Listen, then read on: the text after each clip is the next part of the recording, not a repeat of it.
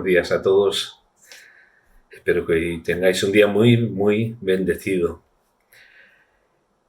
Jesús dijo en una ocasión: aprended de mí, que soy manso y humilde.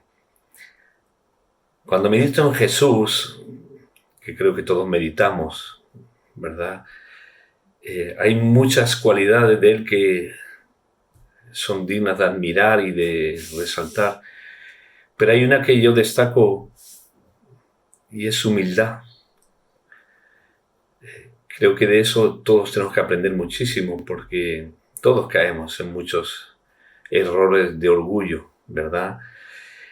Y Jesús fue una muestra de humildad desde el principio, desde antes de estar aquí en la tierra, porque ya el hecho de que Él, siendo Dios, decidiera hacerse un hombre como nosotros, reducirse a la mínima, ínfima dimensión de hacerse un hombre como nosotros, por amor de nosotros y para poder dar su vida por nosotros. Cuando vemos eso, es la máxima expresión de humildad en alguien, que a eso no vamos a poder igualar ningunos.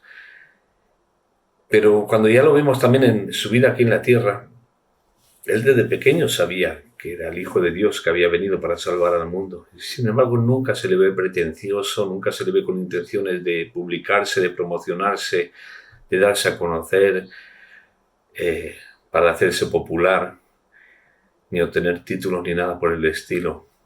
Él vive de una manera sencilla, se sujeta a sus padres, decide trabajar con su padre en la carpintería, que él podía decir: no, pero si yo soy hijo de Dios, ¿yo qué voy a hacer de carpintero? No, yo me preparo para lo que soy.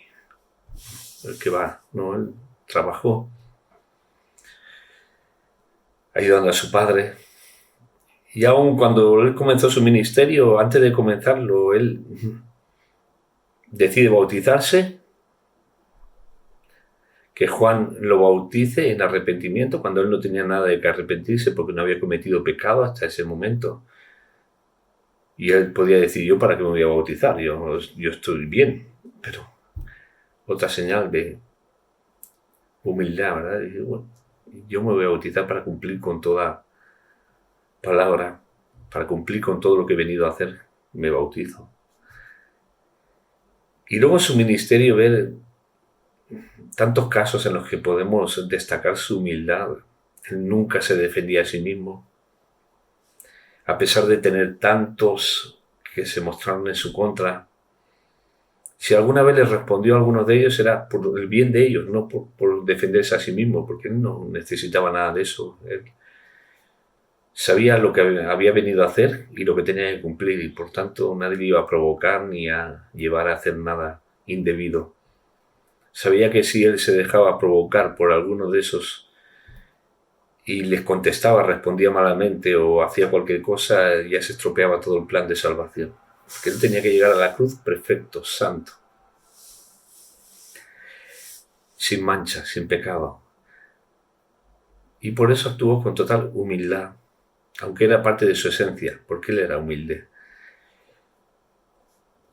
Cuando le quisieron hacer un recibimiento tremendo en Jerusalén, con palmas y un montón de cosas para casi elegirlo ya como rey, él se presentó en una burra o en un asno, un animalito insignificante.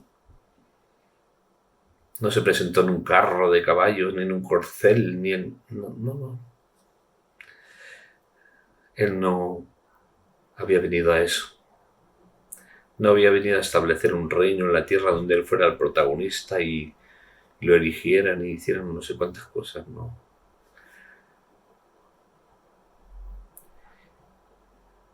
Aún cuando lo estaban matando en la cruz y estaba muriendo, toda esa multitud burlándose de él, que muchos de ellos quizás habían recibido milagros y habían escuchado de las cosas tremendas que él hacía, y aún así se estaban burlando y diciéndole: si eres hijo de Dios, baja de esa cruz. Si él hubiera tenido ese orgullo que nosotros tenemos, él baja de la cruz, manda ángeles que desciendan y se los consuman a todos. Sin embargo, ¿cómo actuó? Dice, Padre, perdónalos porque no saben lo que hacen. Un acto total de humildad. Y claro, tú dirás, pero bueno, era Jesús. Era Jesús, sí. Pero Filipenses 2 nos dice que haya pues en vosotros el mismo sentir que hubo en Cristo Jesús. Y Primera de Pedro, capítulo 2, nos dice algo muy interesante.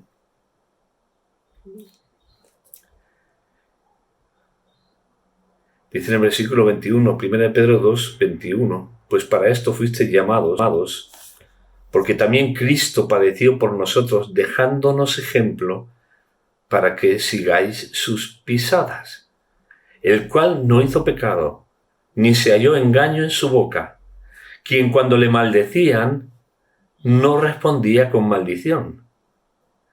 Cuando padecía, no amenazaba, sino encomendaba la causa al que juzga justamente, quien llevó él mismo nuestros pecados en su cuerpo sobre el madero para que nosotros, estando muertos a los pecados, vivamos a la justicia, y por cuya herida fuisteis sanados. Si en ese momento último Jesús se hubiera revelado, si cuando a Jesús lo humillaban no hubiera contestado, nosotros no disfrutaríamos en este momento de la salvación tan grande que podemos disfrutar. Una cosa he aprendido con el tiempo, y siendo pastor, por la gracia de Dios y solo por la gracia de Dios, uno se expone a dos peligros. Al peligro de los halagos de hermanos que dicen cosas muy bonitas y que te pueden hacer caer en el peligro del orgullo, y luego los que se muestran en contra o te quieren contradecir en algo y te provocan para que tú respondas. Y yo me he dado cuenta de que en lo primero, si a los halagos respondo gratificándome, estoy en orgullo, no estoy en humildad. Y si ante aquellos que se muestran en contra, yo me defiendo o lo veo como un ataque, esto no es humildad, esto es orgullo. Ahora, si yo, cuando la gente se muestra en contra, hay personas que se muestran en contra y yo tomo eso no como un ataque, sino como una oportunidad para aprender y cambiar, eso es una señal de humildad. Por eso, hermano, seamos como Jesús o intentemos seguir el ejemplo de Jesús, porque es el ejemplo perfecto, perfecto, perfecto. No hay otro como Él. Que Dios os bendiga muchísimo.